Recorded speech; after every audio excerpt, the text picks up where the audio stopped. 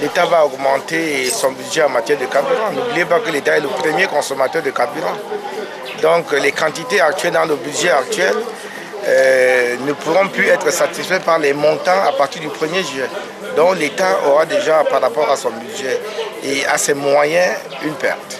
Au niveau maintenant de ce que vous appelez le consommateur moyen, eh bien, il va avoir un renchérissement des coûts de transport.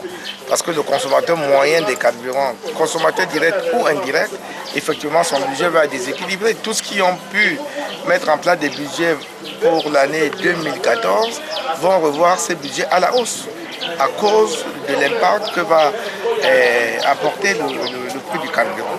Et d'autre part, maintenant, les entreprises. Les entreprises qui, elles aussi, avaient déjà construit leur budget autour d'un prix du carburant en vigueur jusqu'au 30 juin, vont voir leurs coûts dans ce domaine augmenter.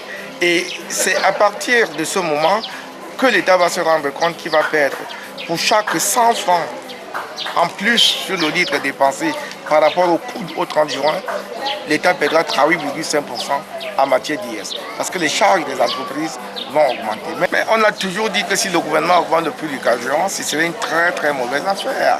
Parce que qu'est-ce qu'on nous dit? On nous dit que en contrepartie de l'augmentation du prix du carburant, on va augmenter les salaires des fonctionnaires, comme si les fonctionnaires étaient les seuls à supporter le coût de la vie, alors qu'ils ne représentent même pas 1% de la population. Bon, est-ce qu'on va aussi augmenter, est-ce que l'État a les pouvoirs de faire augmenter au secteur privé les salaires de ce secteur-là?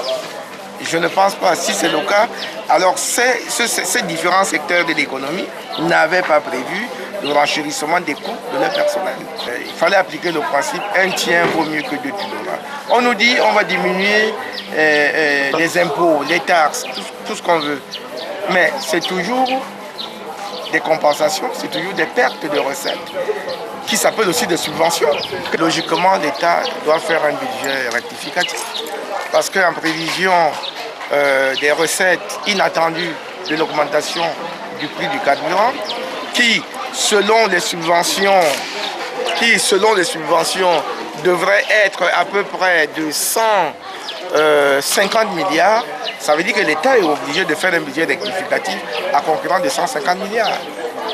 Sinon, l'État va tricher. L'État aura des recettes additionnelles qui ne pourront pas être couvertes par des dépenses additionnelles. Auquel cas, l'État devra faire des réserves.